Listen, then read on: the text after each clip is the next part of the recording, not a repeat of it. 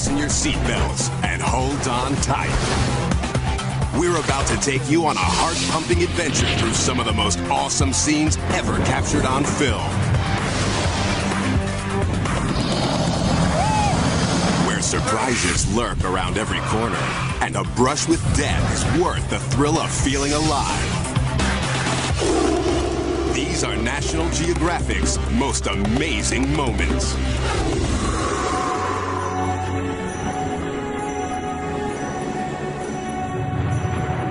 You're in for a wild ride.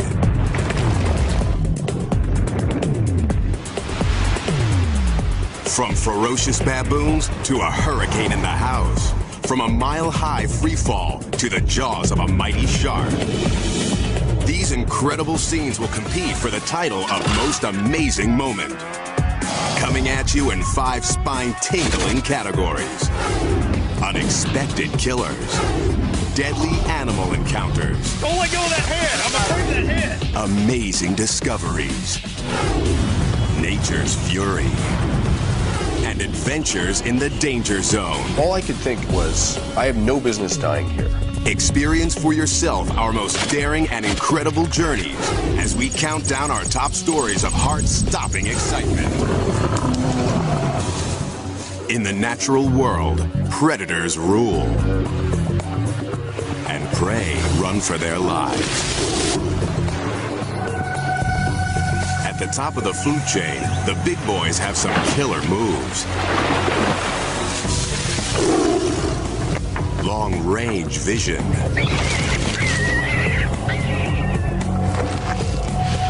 Cunning strategy.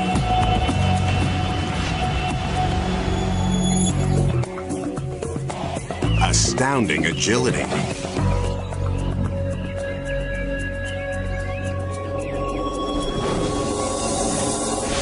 Blazing speed.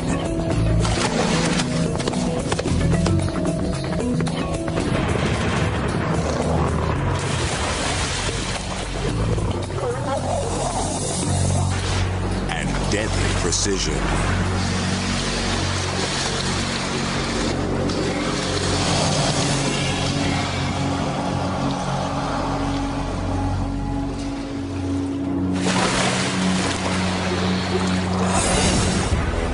When it's dinner time, these natural-born hunters will go all out for a good meal. This polar bear takes on walruses 2 times his weight to get to a treat. A helpless walrus pup.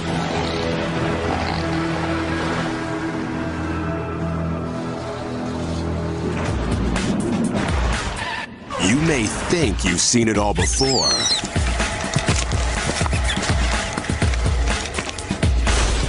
Now forget everything you know about the animal kingdom.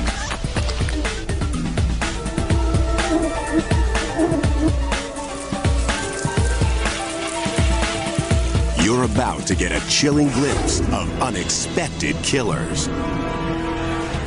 These scenes are bizarre. Ferocious baboons, fearsome frogs, and hippos in a frenzy. These are jaw-dropping, startling, and just plain amazing moments. This sea eagle likes an unusual takeout treat. Poisonous snake, fresh from the sea. The bird will have to hold on tight not to lose her lunch and her life. A seal's sunny day at the beach goes haywire when a killer whale springs from the sea to attack.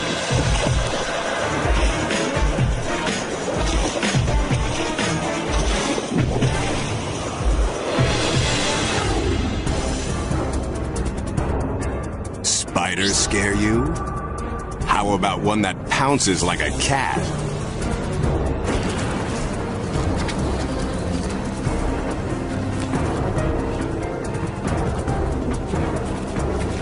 Try running from this hungry lady.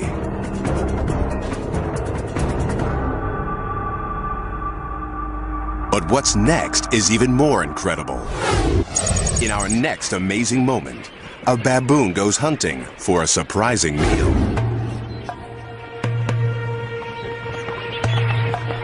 A vast flock of migrating birds has gathered at this lake. Baboons don't usually eat flamingos, but this one finds the huge crowd irresistible.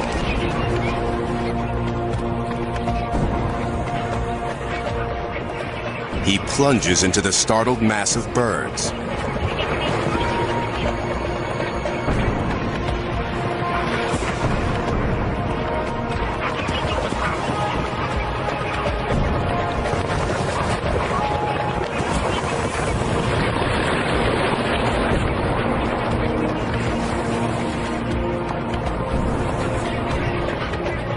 The flamingos flee for their lives, but the baboon's too fast and strong. And its teeth are long and sharp like a leopard's.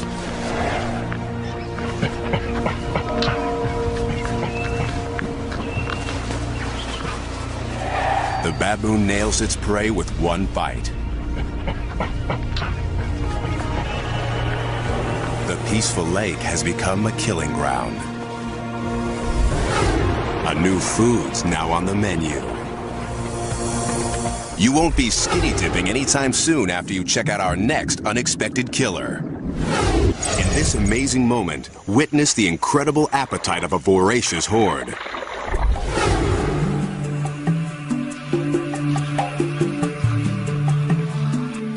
For young egrets, first flight can be a dangerous introduction to the world. A fall from the nest is not unusual. But here, something lurks below the surface. And it's pulling the bird under.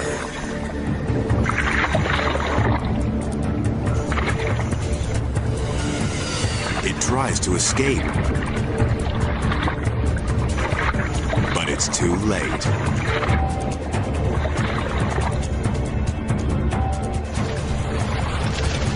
A gang of piranhas is eating the bird alive. Hundreds of razor-sharp teeth shred the thrashing bird.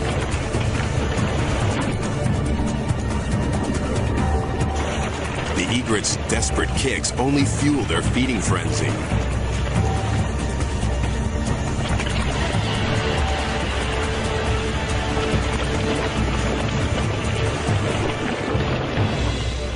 Within minutes, the feast is finished, and the piranhas go in search of their next meal. The ferocious fish clean the flesh off the egret's bones in mere moments. Next, a band of winged warriors is on a mission.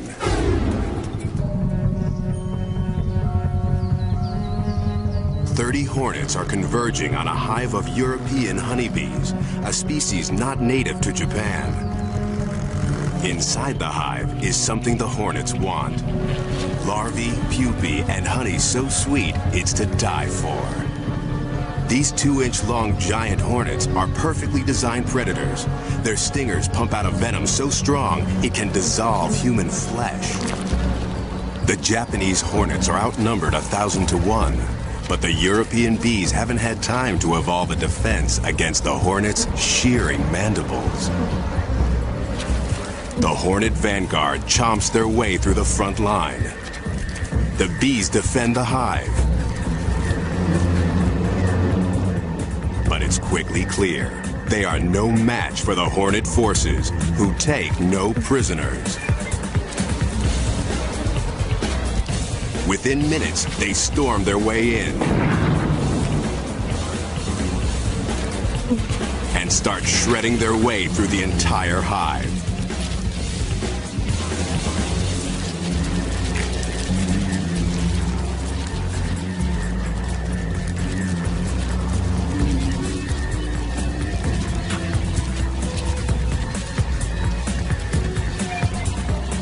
Finally, the spoils of war.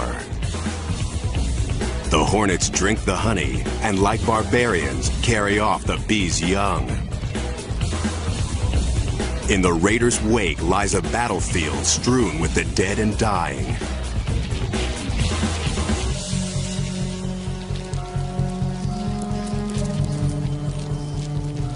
just 3 hours, 30 hornets have massacred 30,000 bees.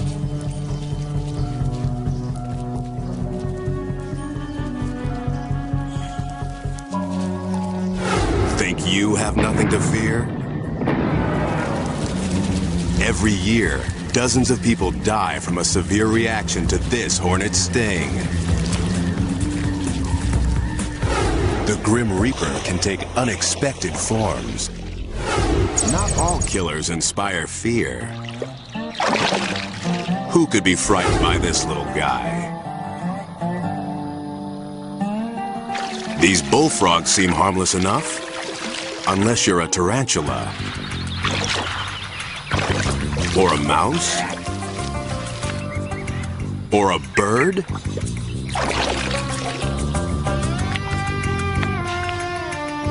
Or a scorpion?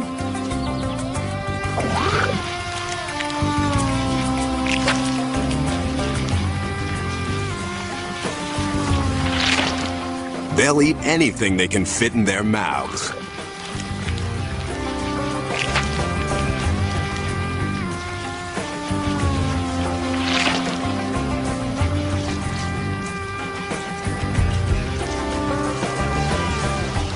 And for dessert, maybe something crunchy.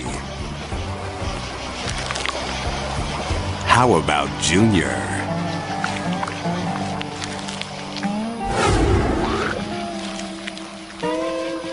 But even the bullfrog can be foiled.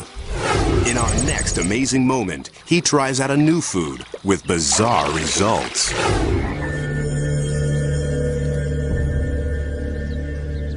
This innocent-looking newt enters the frog's field of attack.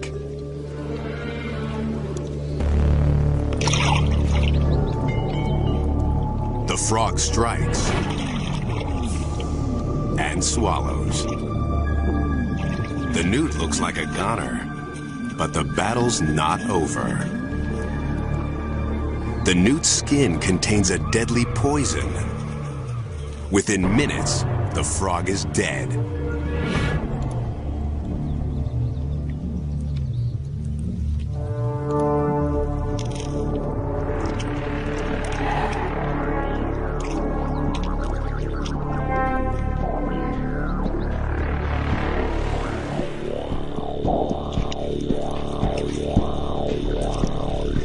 And it's the lowly newt who struts away victorious.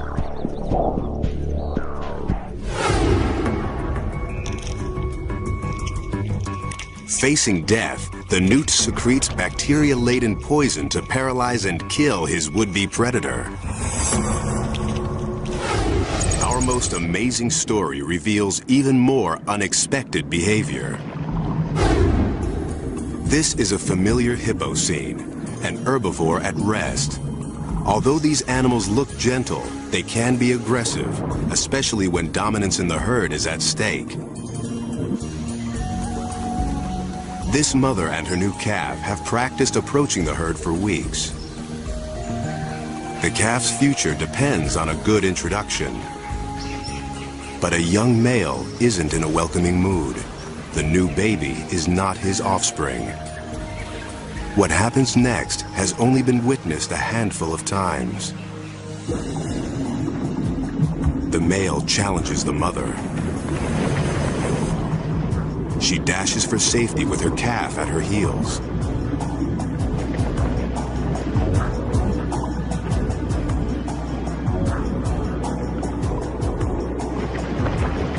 But the water gets muddy.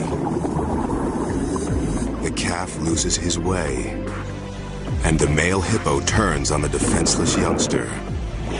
In what might be an attempt to assert his place in the herd, he takes the infant into his mouth and shakes.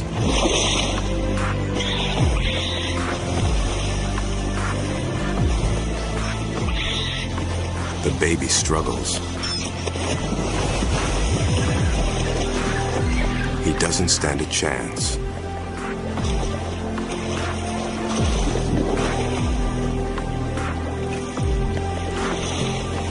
They go under.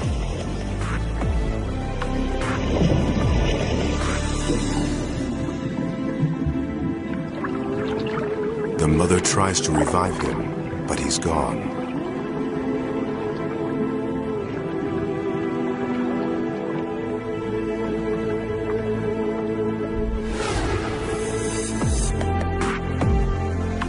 The bull has made sure that this calf won't grow up to be a threat.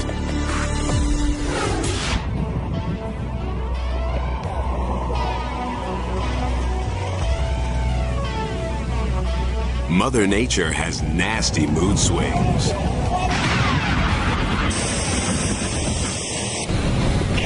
Her anger takes many forms. Raging power. Awesome shows of strength. Disasters of a deadly magnitude.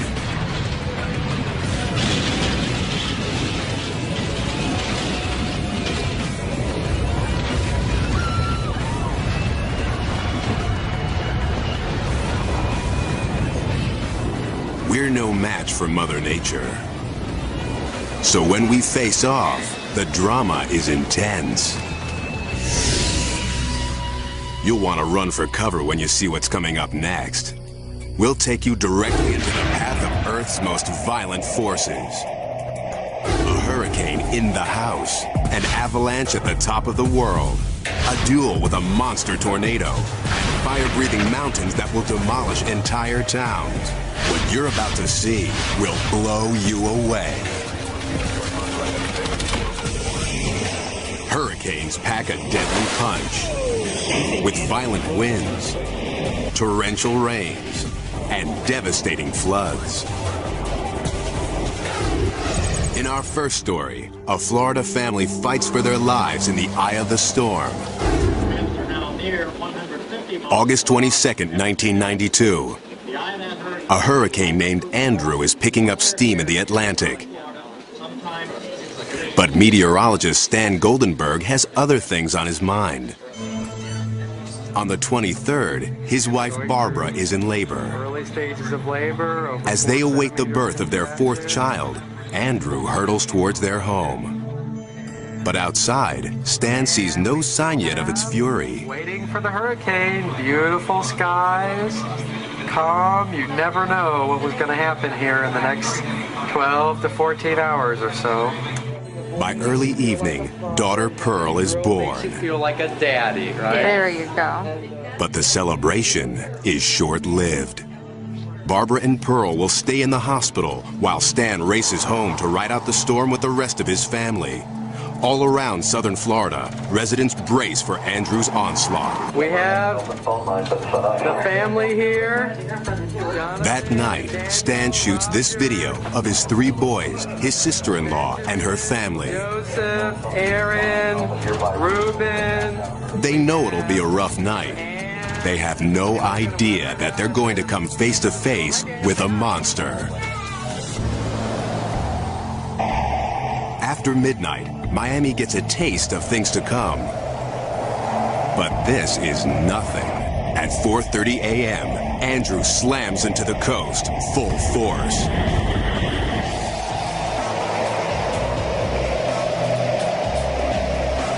Winds whip at 165 miles an hour. It's a Category 5 hurricane, the most intense there is. In this bad boy's path, nothing and no one are safe. Looks like our TVs are out. Maybe the power is out now for the duration.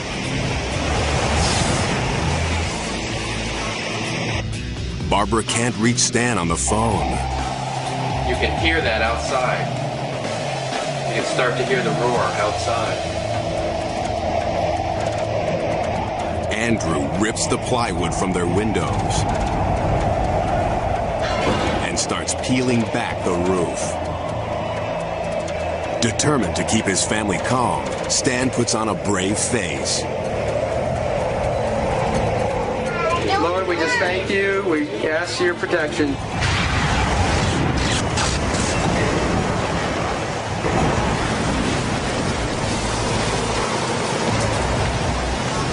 As the hurricane kicks it up another notch, it's hard to believe the Goldenbergs can survive.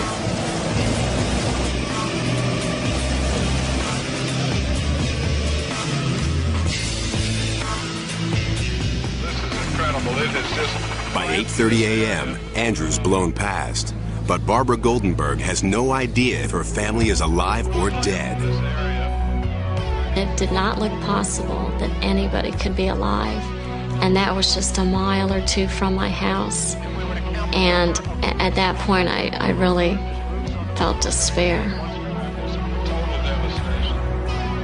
160,000 people in the Miami area are suddenly homeless. 44 are dead.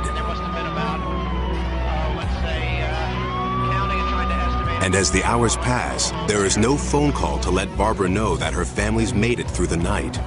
Barbara's neighborhood is demolished. Her house is smashed to bits. This is all that remains of the kitchen where her family was holed up.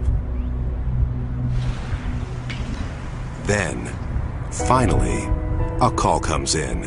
I still remember the first time I got through to her on the phone. You know, I just wept. I mean, it wasn't just the excitement of getting through to her, it was me pouring out the emotions of what I had been through. I mean, we had been through an incredible experience. This wall fell on us, containing the refrigerator, the stove, cabinets, all fell on top of us. In that small space you're looking at, the mattress and everything, that's where we were pinned and protected during the worst part of the storm. With their home ripped apart around them, Stan and his family survived one of the fiercest hurricanes in history. Lord, we just thank you. We ask your protection. In our next story, a cameraman stares down white death at the top of the world.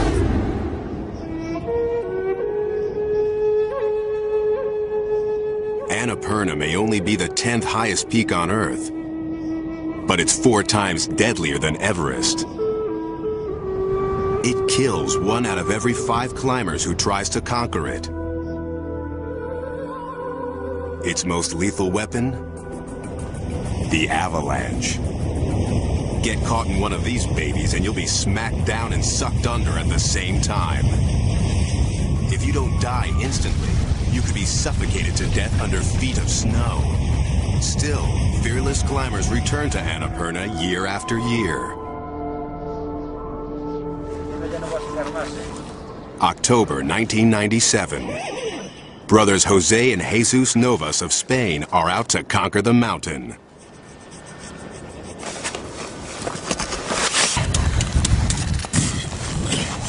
Nos vemos. Cameraman Alejandro Rocha stays behind to film their attempt. Odds are, one of the brothers may not make it home.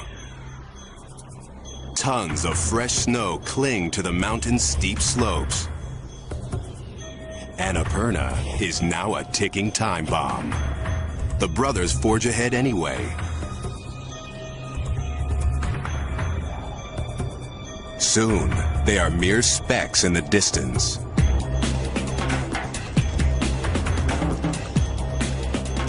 Then, as Alejandro films, his worst fears come true.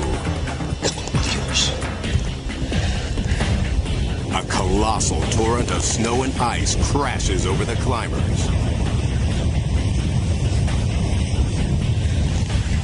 Avalanches can reach speeds of 80 miles per hour.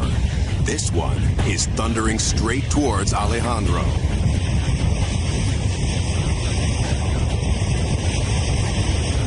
He can't bear to face his killer. He retreats to his tent. This is the face of a man waiting for death.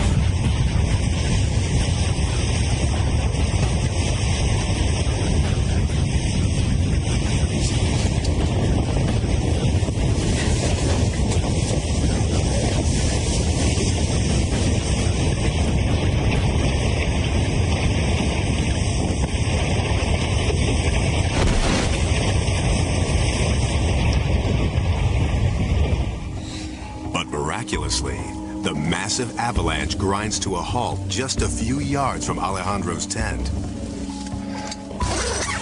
His life has been spared. ¿Estáis bien? But what about Jose and Jesus?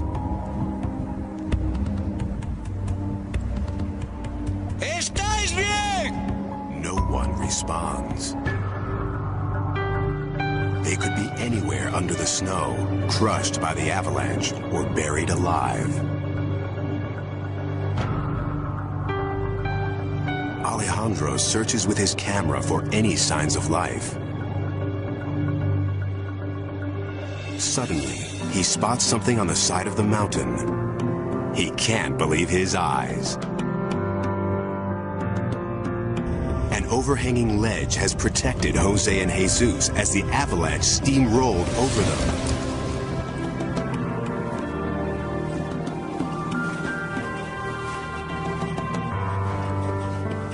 The brothers are thrilled to be alive.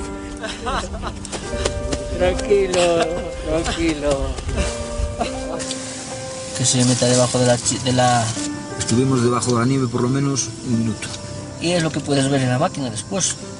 ¡Pedazo de luz! ¡Que nos pilló! ¡Casi nos deja secos, tío! With nowhere to run, nowhere to hide, Alejandro and the Novas brothers survive a death blow from the planet's most dangerous peak. Most of us run from nature's fury. Now, a guy who heads straight for it. Springtime in the Plain States is prime time for tornadoes.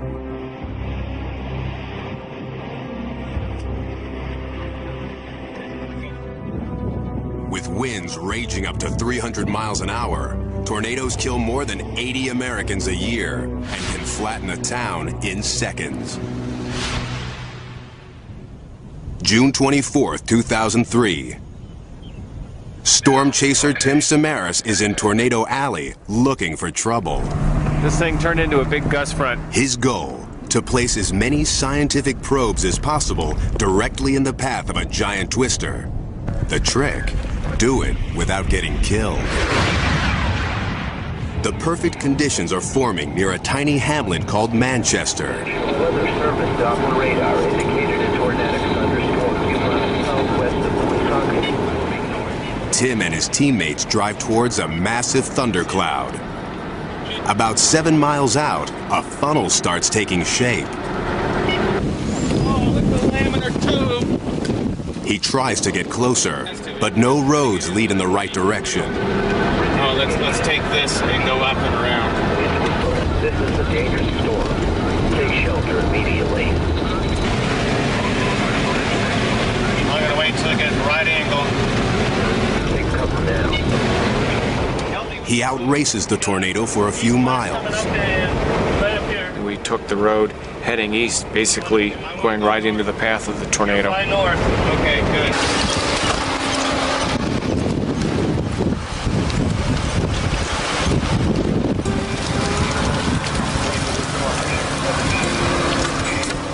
One probe down, 5 to go. Oh, we're gonna get hit! The chasers estimate it's at least an F4 tornado with winds over 200 miles an hour.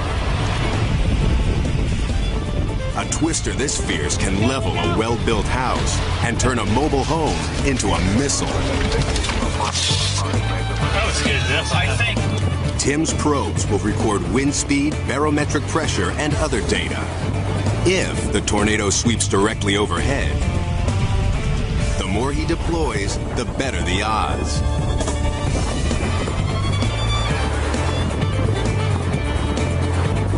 Passing, hit. Whoa! You can drive, please? But playing chicken with a twister is a dangerous game.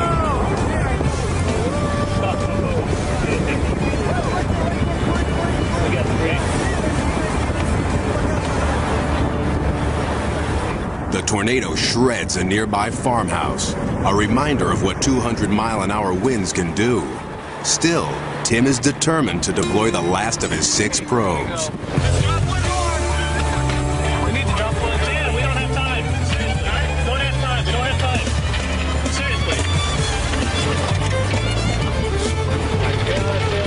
He was saying that, but I was thinking something else. I was already out of the car. I grabbed the probe, I put it on the ground, I jumped in. I deployed in 5 to 7 seconds. Then suddenly, the tornado turns on them. It's coming back on the road. It's coming right at us, too. We gotta put another one. Twisters can accelerate at speeds of 70 miles an hour. This one is only 100 yards away and bearing down fast. Listen to it. If it catches up, it'll fling their van through the air, then crush it like a tin can. The driver puts the pedal to the metal, but the tornado seems to be gaining. The Twister chases the van down the road. Then, at the very last second, veers away and loses steam. They escape unharmed. Not everyone is so lucky.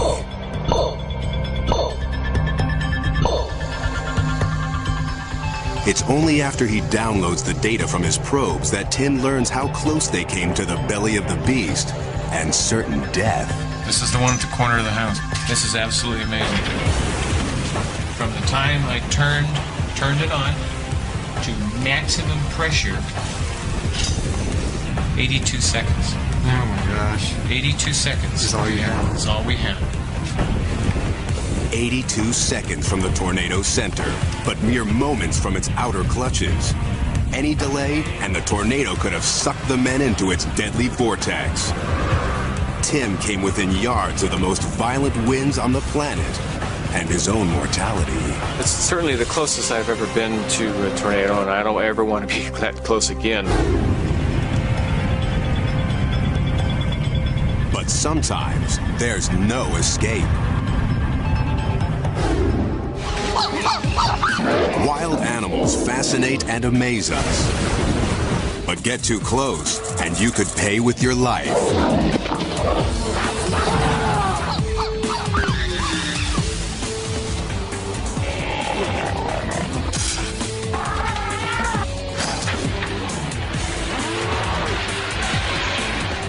The world's top cameramen can't run scared. Dangerous beasts are part of the job. Oh boy. In Deadly Encounters, we'll share amazing stories of filmmakers who get closer to the kill zone than you would ever dare. But even pros can get too close. To get the shot, these guys will face off with animals they can't even see. Serpents in the jungle, creatures of the deep, moments straight out of a horror movie. But these scenes are for real. Ever wonder what it's like to look death in the face?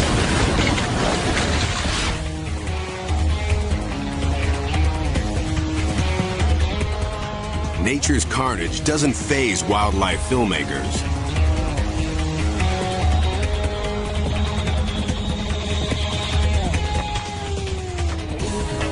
Blood and gore are part of the job. But every now and then, a cameraman sees something so primal, it's shocking. In our first Deadly Encounter, an unsuspecting filmmaker captures a battle so intense, it gives a whole new meaning to the word raw. Kim Wooliter grew up in the African wilderness. He's no stranger to the grim realities of predator and prey. Tonight, he and partner Dale Hancock plan to film leopards hunting. Dale carries a bank of lamps in his Jeep for lighting the scene. Although it's dangerous to travel alone, the men decide to split up to search for the stealthy cat.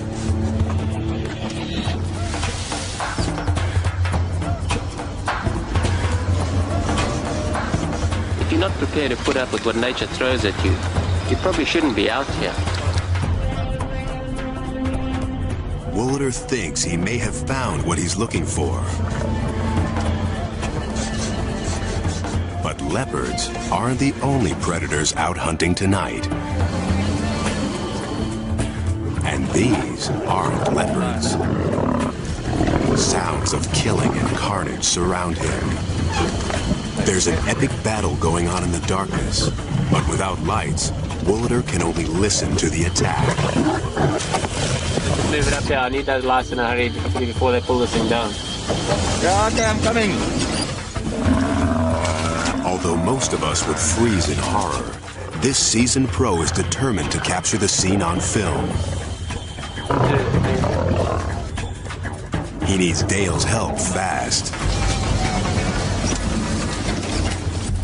The battle's getting fiercer. Woolader hopes the hunters don't turn on him. Finally, Dale arrives.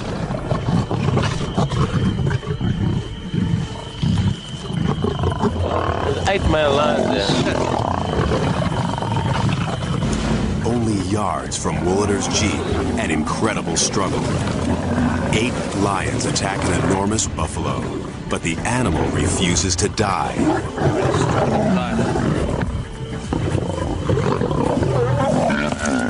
For almost an hour, the buffalo fights back as the lions begin to eat him alive. Awestruck, Woolader films while the pack eviscerates the giant beast. They go for the jugular.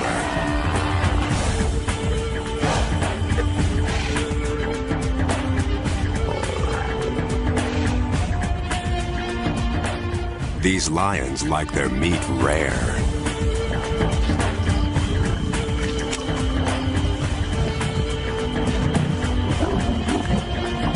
This is pure primal appetite, and Woolader's caught it all on film. This is what it's all about. Hanging in for moments like this. That's a scary looking lion.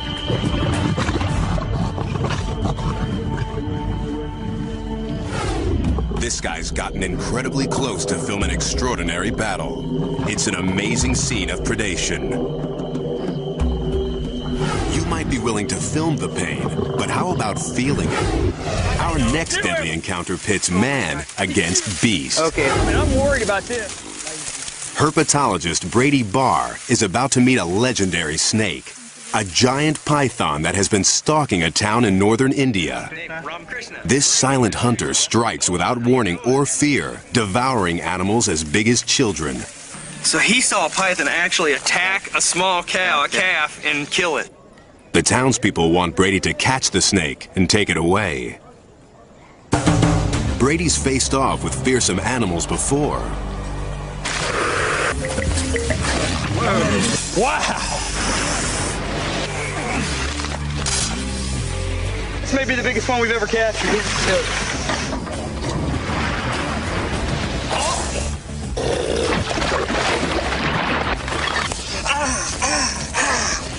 But he usually manages to keep the upper hand. God, I guess he's a little freaked out about being hurt. Today, he may meet his match. If Brady can find the snake, he'll need to wrestle it into submission before it snares him with its coils. Where could the python be hiding? Being ambushed by a constrictor can be a deadly business. The snake would bite Brady with 4 rows of backward-facing fangs, while its thick, muscular body would squeeze him, stopping the blood flow to the heart in just minutes. Brady's brave, but not stupid. He brings colleague Jerry Martin with him for backup. I've got a huge python. It's the big one. It's the big one. Everybody, wait. Don't come running up. Don't come running up. Okay. It's gigantic. Can you reach it? It's gigantic. It's bigger. No. It's as big as my leg. I'm going to need your help. I'm trying, guys. Okay. Wait, he's tongue flicking. He sees it. The python sees Brady. The tongue flicks are its way of sizing him up. It can sense if Brady will make a good meal. Don't anybody go any closer. Brady's never tackled a snake this big before. It's as long as a pickup truck and can swallow prey 4 times its width. Brady tells Jerry to grab the head while he goes for the massive tail. I got a bad feeling about this. Okay. You can be sure that either I'll get the head or the head will get me. 2, 3. Go.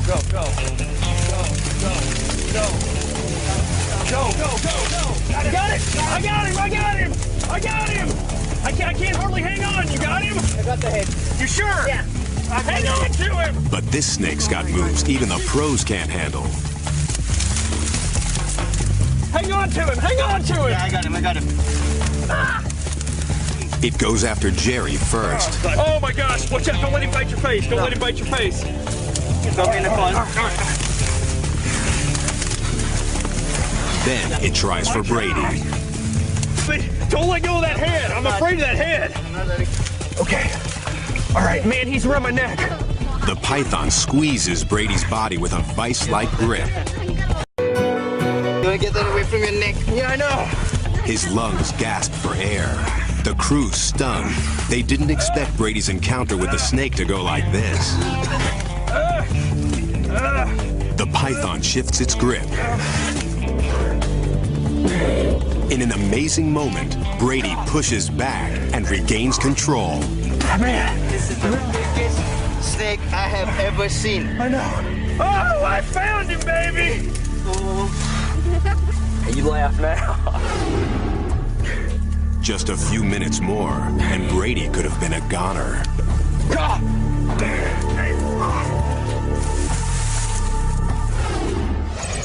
Valerie Taylor tests a shark's biting power, using herself as bait.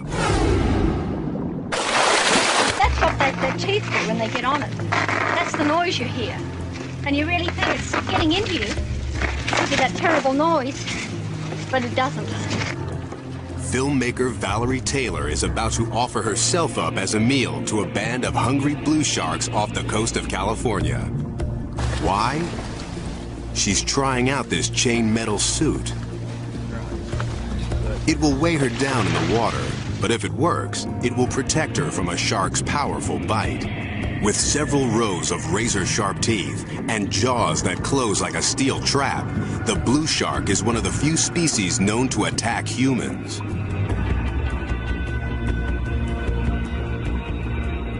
If this is Valerie's idea of a game, they're more than happy to play along. Valerie lures her subject with bloody chum. A frisky blue shark lunges at the easy meal. At first, the experiment appears to work. The suit is protecting her skin. But Valerie's overlooked something. Even if this one can't chew her to death, that doesn't mean he'll stop trying.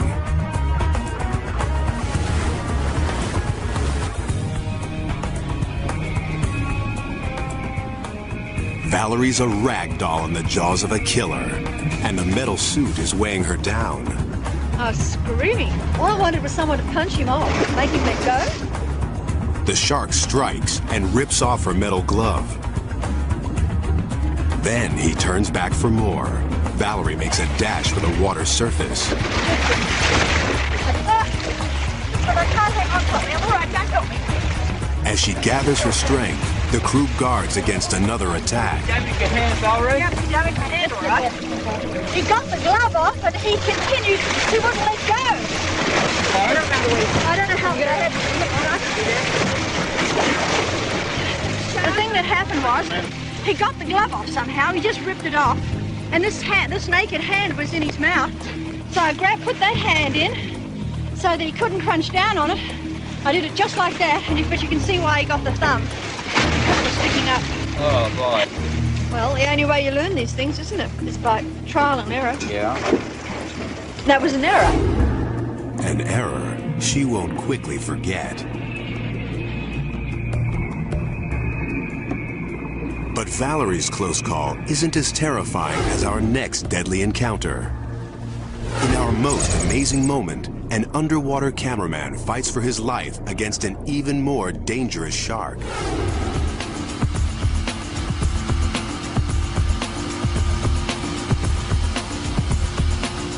In the waters of Mexico, a National Geographic team of scientists tries out an innovative device.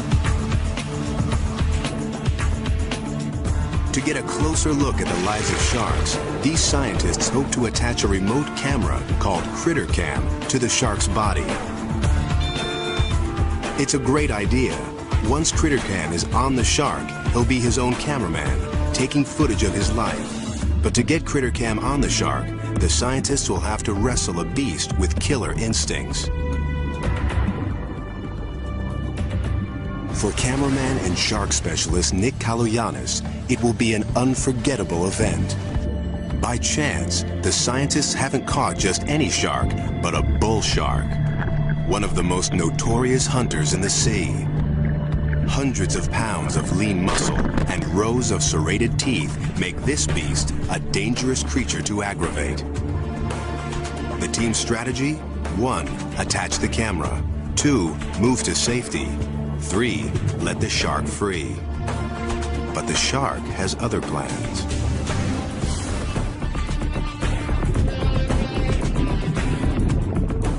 As Nick films, the shark twists left. The restraining line releases, and the animal is free. As the rest of the team scatters, Nick keeps filming. He's confident the shark won't attack unless provoked. But just then, from behind his lens, Nick is surprised to see someone try to hook the animal, but jab it instead.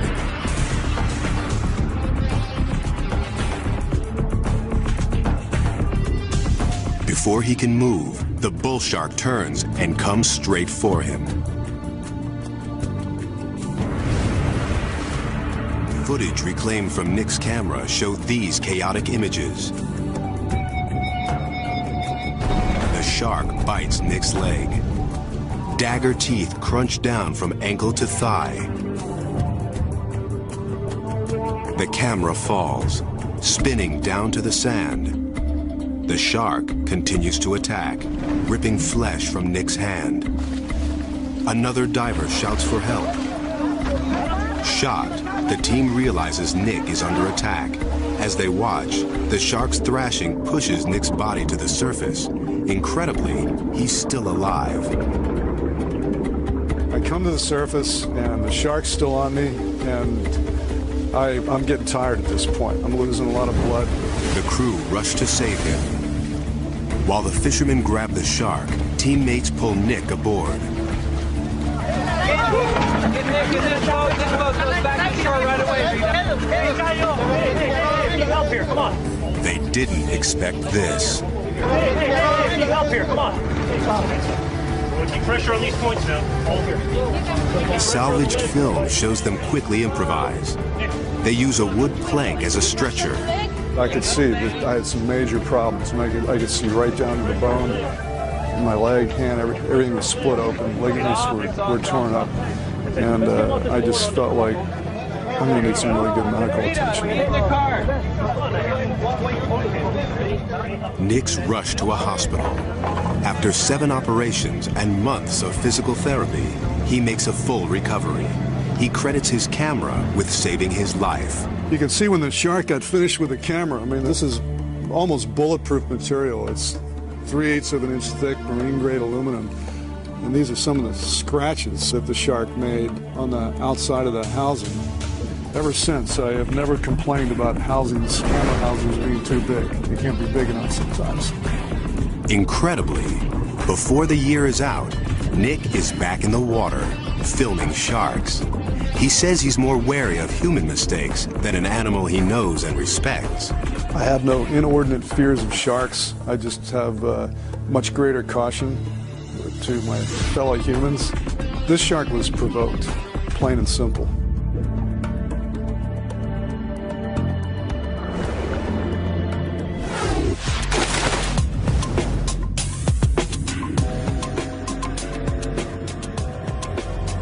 The hunt is on, and you're coming along for the ride.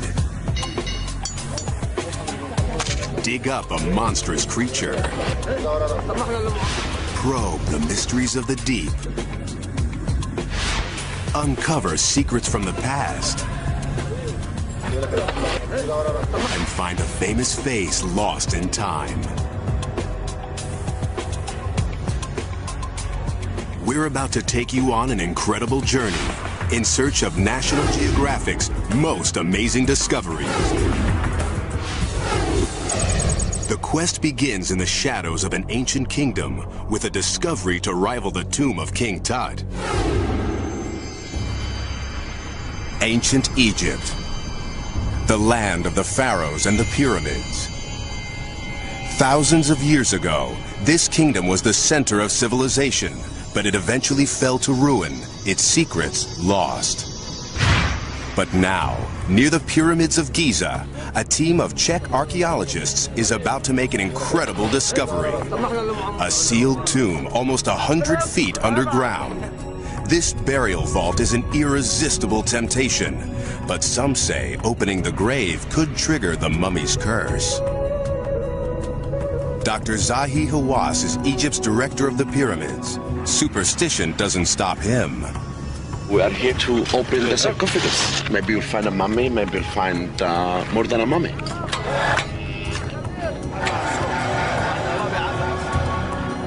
But whoever lies here doesn't want visitors. As sand is cleared from the shaft, the dry clay walls crumble. They could collapse at any moment. There's already been one cave-in. Could it be the curse is coming true? As the grave's outer cover slides back, the lights flicker ominously. Frightened, workers flee. But Zahi won't stop now. Who knows what this tomb could contain? A giant stone sarcophagus covers the body. This is unique because of one thing. This is intact.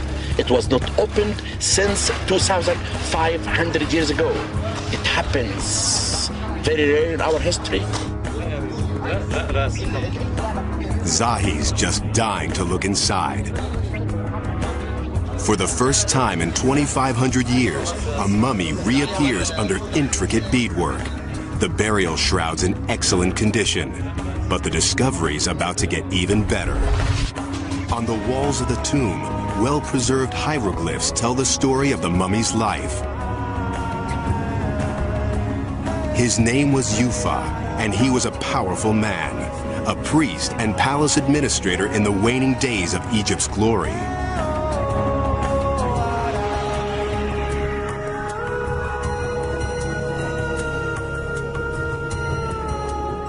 His life story reveals priceless secrets from the past. This mummy's stories describe a little-known chapter of Egypt's history. The desert sands hold many secrets. Some stretch back before the dawn of man. Up next, we're on the hunt for an ancient killer, a giant reptile that stalked the Earth 110 million years ago. Dinosaur hunting can be a dangerous business. Few know it better, or are better at it, than paleontologist Paul Serino. Hold on to your seats. By age 43, Paul's already discovered 4 new kinds of dinosaurs. No mission is too tough for this guy. He ventures farther into the danger zone than most scientists dare to go. 3 of those months are going to be spent in 100-degree weather, in dust storms and windstorms, and digging until your nails are worn off. Paul heads straight into a dicey area of the Sahara, where bandits are a serious threat. We have items that people want, items that they have killed people for. It's a personal risk going out there. There's no question about it. The vastness of the Sahara adds to the danger. In this endless sea of burning sand, it's easy to lose your bearings and your life. About a third of the way, there really is no pathway. It's to each his own. The desert erases anybody else's tracks. Without roads, Paul uses satellite mapping and gut instinct to find promising sites. The work ahead will make the risky drive seem easy. Paul's team will work 14-hour days in scorching heat.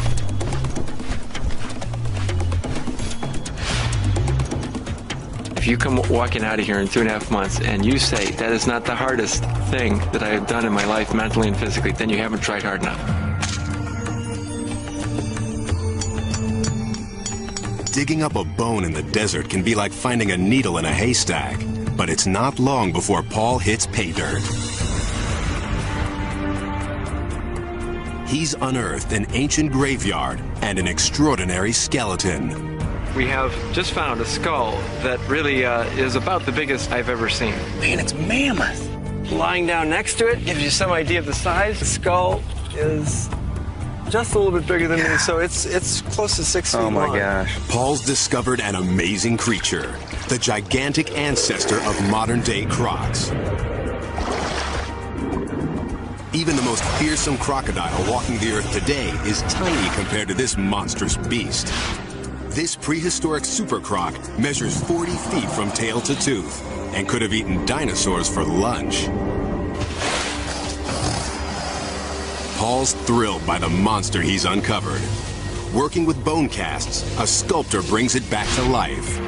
Oh my gosh. Oh my gosh. You're a monster. I've been dealing with static, beautiful but fossilized bones, individual bones. To see it together is just amazing. Paul Sereno digs up Super Croc and shows us the jaws that sent dinosaurs running for their lives.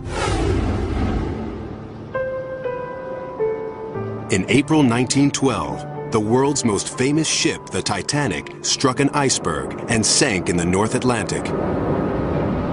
More than 1,500 people died. It's hard to imagine a time when this icon was thought to be lost forever. But without coordinates to pinpoint the grave, finding the ship was long considered mission impossible.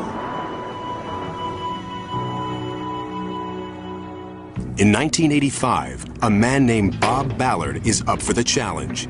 He and a team of French scientists believe they can use a new sonar mapping system to finally find the lost Titanic. But the odds are against them. The search area is over 400 square miles and more than 2 miles deep. Ballard can't even be sure the sonar is working in these murky depths. After 3 stormy weeks at sea, the Titanic eludes them. With time running out, Ballard changes his tactics. He sends an unmanned video search vehicle to the bottom of the sea. The cameras transmit footage back to Ballard's ship. 14 days pass with no sign. Then late one night, the search monitors come alive. There's something on the ocean floor, 2.5 miles down. 73 years after the Titanic set sail, the ship reappears. Wreckage. Bingo! Yeah! This sucker exists! Ballard is king of the world. The wreckage seems frozen in time. A haunting record of hundreds of lives cut short. An anchor. A deck chair. A man's boots. A chandelier fit for a king. There was an immediate outpouring of excitement. And then the whole force of actually being at the very spot where this tragedy had taken place. Seeing the ship, it was everyone just crashed. Emotionally, everyone just went down a big trough. And we had a simple, quiet service on the fantail. We felt better. And it was that time I realized that I was deeply affected by it. Ballard's pursuit of an impossible dream has brought the Titanic back to life and shown us ghostly images of an underwater grave. From the depths of the sea to a foreign land, our top discovery tracks a missing person through a war zone. After disappearing for almost 2 decades, how would this famous face look? Is she still alive? National Geographic photographer Steve McCurry hunts for a beautiful girl he saw 17 years ago. He snapped this famous photo of her, but didn't get her name. She was young and scared, a refugee from the war in Afghanistan. He called her the Afghan girl. She has become really the icon of the Afghan struggle. Her plight and her situations really come to symbolize what's happened here over the last 2 decades. In 2001, the war in Afghanistan has the world's attention. McCurry returns to the refugee camps, determined to find the face from long ago. For weeks, he roams the streets, scouring shops, markets, and schools. The photograph is his only clue. Here's my wife. Yeah? You're sure? His search proves harder than he thought. In this conservative Muslim society, grown women must wear veils. If still alive, the girl would now be about 30, her stunning face hidden from view. We're going to look and see if we can find the records, see if we can find her whereabouts. Luke says for the last 3 for this girl. After weeks of looking, McCurry's run out of hope and time. We have a lot of leads still coming in, but I'm going to have to leave today. Been through the camp exhaustively, looking and talking to as many people as possible. We've given it really our best shot. But shortly after McCurry leaves, an Afghan refugee approaches the TV crew. He says he knows the girl from the photo. But the woman now lives hours away near Tora Bora, across a border that swallows lives. The man agrees to bring her to a nearby home. 3 days later, she arrives. But there's a hitch. Local custom dictates only a woman may enter inside. Do that and then we'll eagerly await. Associate producer Carrie Regan goes forward, alone. I remember walking to this back room, and there were women sitting around the floor, and they gestured to this figure in the back corner, and she looked up, and I saw these gleaming bright eyes. And for the first time, I thought, you know, we might just have something here. We might just have the Afghan girl. There's one way to know for sure. A new technology called iris mapping. Carrie snaps a photo, which is rushed to a lab in the States. There, experts compare the eyes of the woman with those of the girl. The colored part of the eye is called the iris. The computer maps its subtle pattern. It's as distinctive as a fingerprint. And these two sets match. The Afghan girl now has a name, Sharbat Gula. For years, she's lived in poverty in Afghanistan's countryside, oblivious to her fame around the world. McCurry races back, hoping to photograph Sharbat once again. But one obstacle still remains. Sharbat's a conservative Muslim, now married with 3 children. Will she be willing to drop her veil? It's hard for Sharbat to understand that she's an icon to the outside world. McCurry talks with her and her husband, explaining that this will bring attention to the plight of the Afghan people. Reluctantly, she agrees to the request.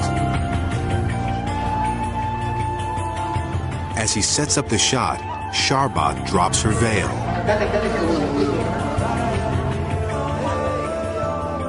The famous eyes flash defiantly, again capturing the attention of the entire world. Sharbat's face reveals the sorrow of war, but for McCurry, it sends a message of both courage and hope. The fact that she's lifted up her burqa and revealed her face to the world, essentially, is sort of a minor miracle. These adventurers have traveled beyond time and boundaries to make amazing discoveries that broaden our understanding of the world.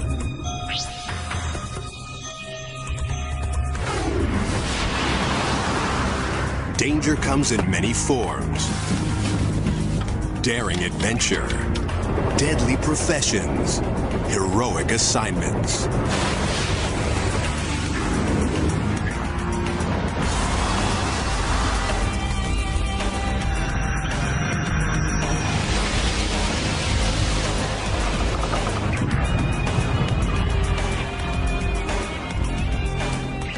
Some men and women accept the risks.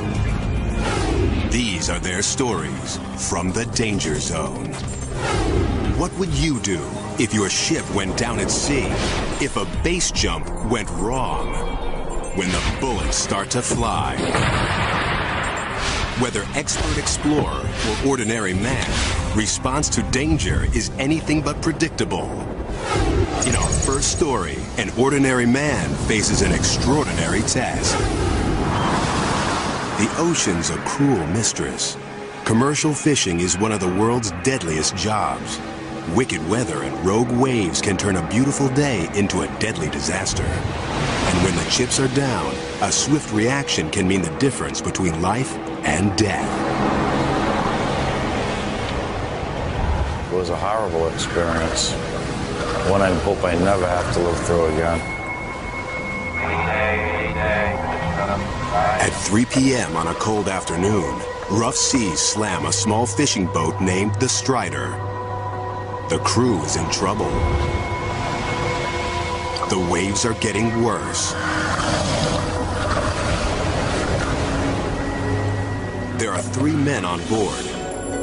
Captain Spike Chipperfield, his girlfriend's son Jim, and his uncle Butch. 1, 2, 3 monster waves crash into the ship. The Strider's going down. The seas throw Butch and Jim overboard. But Spike's trapped in the engine room. It was so dark I couldn't see, and I was disorientated, and I banged my head and hurt my knee and my arm. I said to myself, if I stay here, I'm going to die, or I'm going to die trying to get out of here. And I saw a little corner of light about 15 feet below me, so I dove for it. That light is the door to the outside. Spike fights his way to the surface. He and Jimmy cling to the barnacle-riddled boat, trying to open a life raft. The barnacles, they were like razors, and they were just washing us back and forth like a cheese grater. I almost lost Jimmy in the sea, and I grabbed Jimmy's hand, and then Jimmy scurried back up. The raft pops open. Spike and Jimmy get on board. And when we turned for my uncle, he was about 15 or 20 feet away, but he was already face down in the water, dead, you know. So horrific, so devastating. Spike's lost one loved one. He'll have to fight not to lose young Jimmy. He's only 15 years old. These cold seas will cause hypothermia, and Spike's blood could draw sharks. Hundreds of fishermen are lost at sea each year, but Spike won't give up. Just then, a helicopter appears. The Coast Guards heard their Mayday call. A camera on the craft captures an incredible shot of a man and a boy struggling to beat the odds. But the danger's not over. The helicopter's rotors generate hurricane-force winds. They could actually blow you right off that raft. If the pilots aren't careful, the sea will become an angry whirlpool, tipping the raft and drowning the men. The helicopter backs away and drops a rescue swimmer in the angry seas. They're streaked with boat fuel and blood. His life is just as much danger as mine when he's in that water. I mean, anything could happen. Spike puts Jimmy's life ahead of his own. Although he's badly injured, he tells the swimmer to take the boy first.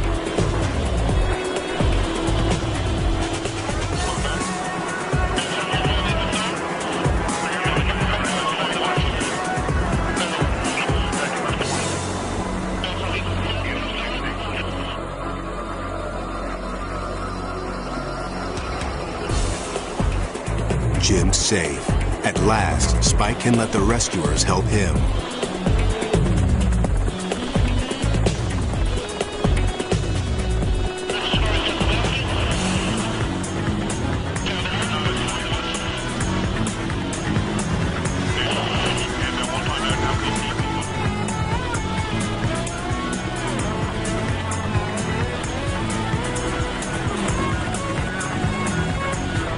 Spike can't believe the ordeal is over. I mean, it's just, I haven't really found the word to describe that feeling. It's a gut-wrenching, heart-stopping, mind-boggling experience that it just sends you like through a spin cycle. Despite terrible trauma, Spikes managed to beat death, saving his own life and Jimmy's. You know, the youngest is always the one you worry about, and I wasn't going to go home without Jimmy. And that's what family's about, and that's what it's about when you love someone. The mortal danger faced by fishermen is well known by adventurer Sebastian Younger, author of The Perfect Storm. Now, after writing about the risks taken by others, Sebastian's decided to tackle a story to test himself. Fall 2000. A civil war rages in northern Afghanistan. Guerrilla fighters battle for freedom against the oppressive Taliban regime. No, because it'll soak up the blood. This war is fought in a remote and unforgiving land. Not even foreign reporters are safe. Right straight through, huh? Journalists willing to risk their lives must sneak onto the battlefield. To cross rebel lines undetected, Sebastian Younger flies in the dead of night. Sebastian's determined to report on the men trying to topple the Taliban, but that's only part of his mission. He's seeking out danger as a personal test. I wanted to know how I was going to do. Okay, once I come out of this, I really can call myself a journalist. To succeed, Sebastian must do more than write about the victims of a vicious war. He must go to where these men were wounded and document the horror of the front lines.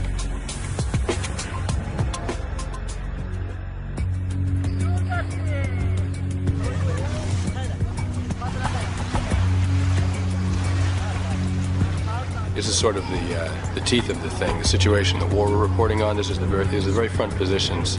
This is where it's happening. Sebastian's partner on the journey is an Iranian photographer named Reza. Very quiet day. There's not much shelling. No. Not yet. Not yet. In a war zone, nothing's quiet for long. Suddenly, rockets start to fly. The Taliban begins to bombard the outpost. Each shell delivers a blast of shrapnel, and on this hillside, the only protection is dirt. A man tells Sebastian where to run for cover. He sprints to the rebel bunkers, but the shells are zeroing in on the target. Fighters shove Sebastian into a foxhole. The rebels fire back. Get down! But their scattered machine gun fire does little to stem the Taliban's attack.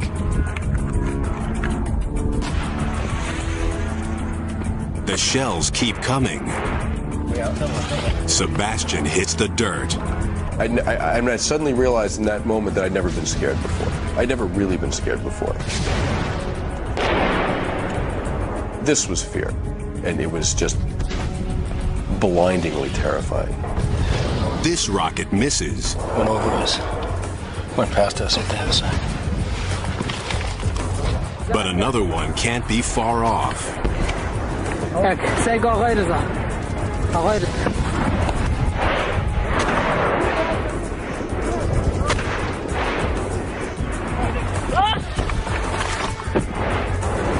Sebastian fears someone's going to die. One more. He hopes it won't be him.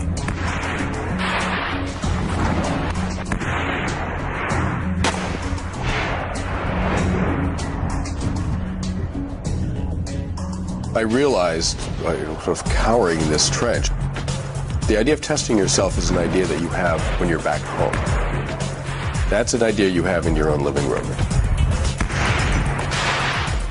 All I could think on that hilltop was, I have no business dying here. Sebastian's not the only one worried for his safety. These rebel fighters don't need a dead American on their hands. A commander orders him off the hill. He said, get off the hill.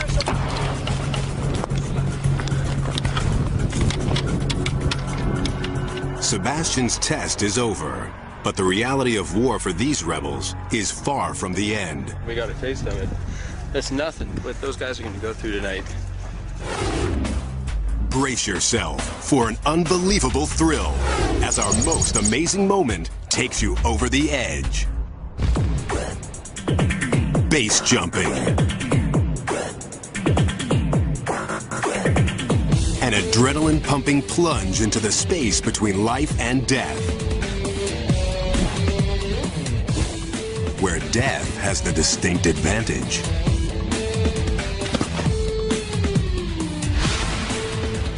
Australian Nick Federis thrives on that kind of danger.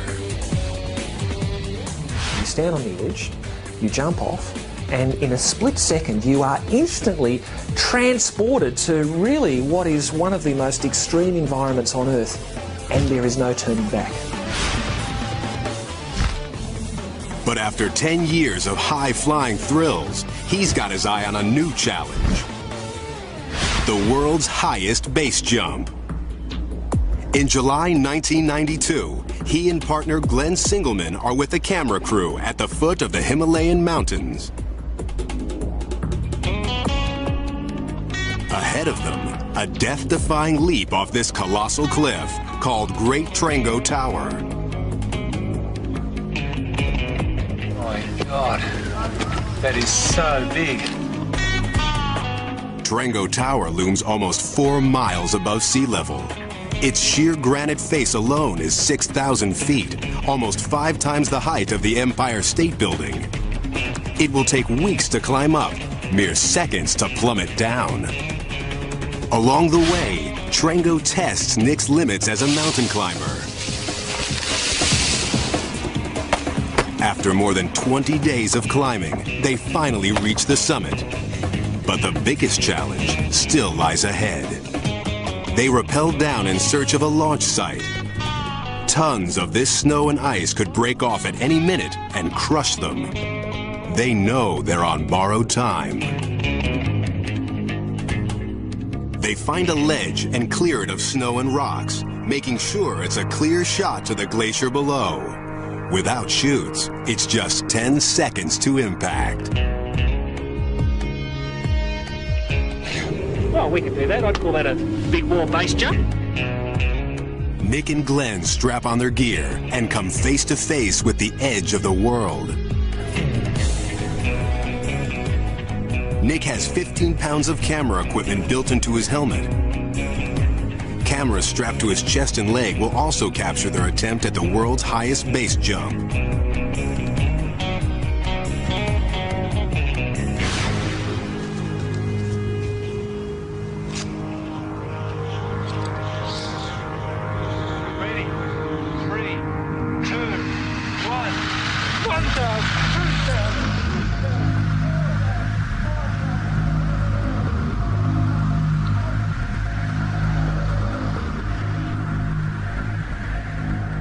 Something's wrong. The weight of the camera causes Nick to tumble out of control.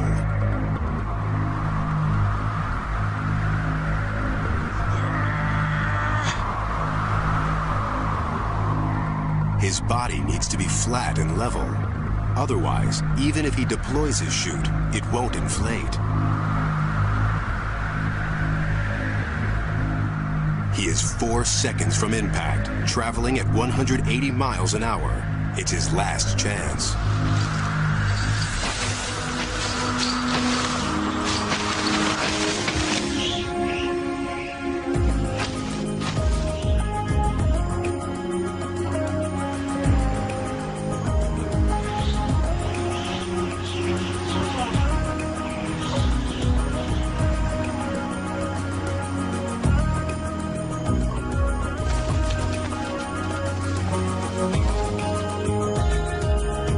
Never been on my back on a base jump before, but I was in control when it mattered, and I feel great.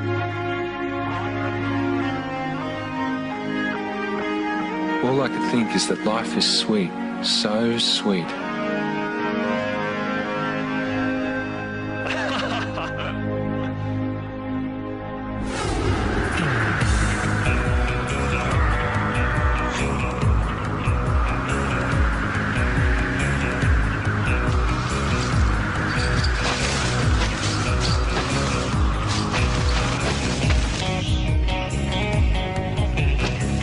let's look back at our stories from the danger zone. These brushes with death remind us of the thrill of being alive.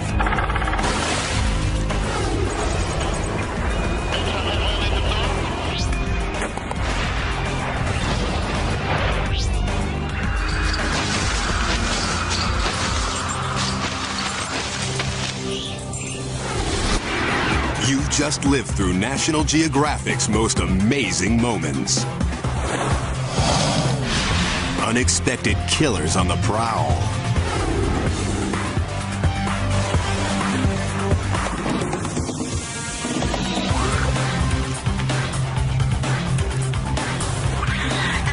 Fighting for life against the planet's most dangerous forces.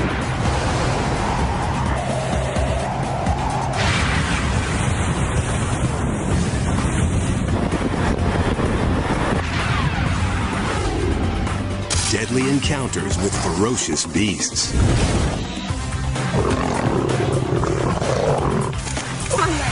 Get him off that net. God! The quest for awesome discoveries.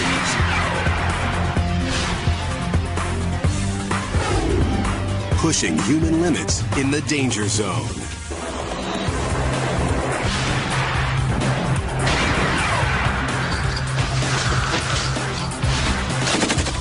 Truly amazing.